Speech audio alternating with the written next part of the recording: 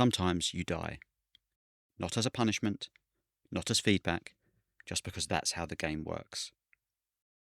In Sometimes You Die, progress is made by the people who come after.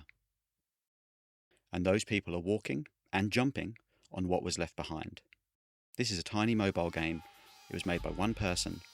It takes 30 minutes to play, and it reveals one of the biggest blind spots in how we think about success. This game shows a clear example of how inherited advantage actually works. The game is a simple platformer. You control a character, you jump, you move through a series of rooms. Except each character only gets one life, and when they die, the game doesn't reset. Their body stays exactly where it fell. Then you spawn again, as a new character in the same world. Your predecessor's body blocks spikes, fills gaps, it becomes something you can stand on. In the real world, everyone starts their journey with the blocks laid down by their predecessors. Lots of people are born into families with some kind of foundation. Stability, education, guidance, a safety net. They aren't starting from nothing. They are stepping onto ground built by the generation before them.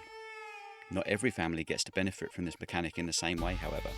No savings, no safety net, no platform. Early on in the game, you'll reach jumps that are impossible.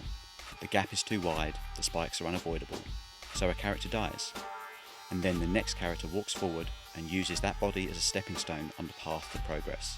What was impossible before is now possible. The game can look almost identical, but the challenge isn't.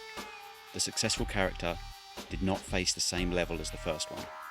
They don't succeed because they are more skilled. They're using ground that didn't exist until someone else built it. Some people are stepping on accumulated advantage built over generations. Others are standing on bare ground. When we look at who made it across, we see they cleared the gap.